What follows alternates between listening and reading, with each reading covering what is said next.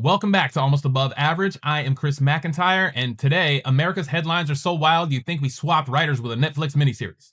Let's cover the only three types of news we have left: government chaos, international not me diplomacy, and exploding boats. Grab a seat if you can still afford one.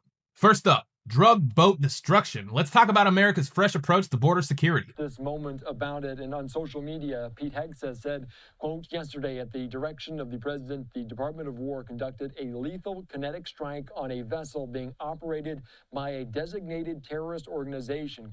Tactical boat blasting. We're no longer just intercepting drug boats. No, we're blowing them up. Missiles, machine guns, and taxpayer dollars flying, all because one cartel CEO read how to smuggle like a pirate. Meanwhile, the Coast Guard acts like Fast and Furious 24, Miami Vice Edition.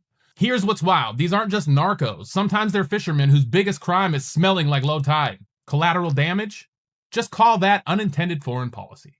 And let's get serious for a second. No amount of pyrotechnics is going to fix the systemic stuff. We always choose spectacle over strategy. Blowing up boats is great for cable news and TikTok, but not so much for solving the actual root causes of trafficking. But hey, it's America. If plan A doesn't work, just add explosions?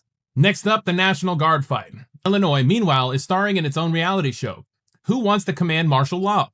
The National Guard and the state can't agree on who runs what, so the Supreme Court gets to play school principal.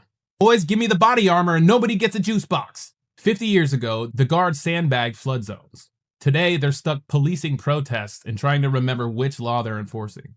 Imagine looking out your window to see a National Guardsman and the mayor doing rock, paper, scissors over who directs traffic. Every level of our government is pointing fingers, and let's be real, we love our troops, but when everybody is a hero, who gets to be in charge?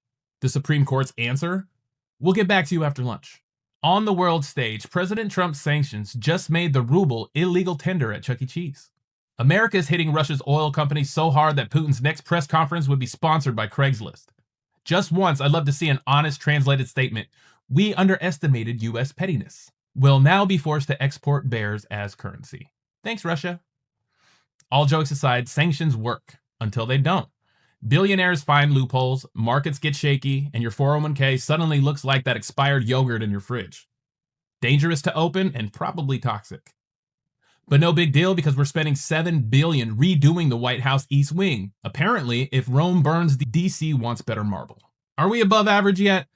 Let's recap. Destroying boats but not fixing addiction. Calling the National Guard a managed state opera level dysfunction, sanctioning Russia until their yachts run on pancake syrup. If that's above average, then average must be an extinction event.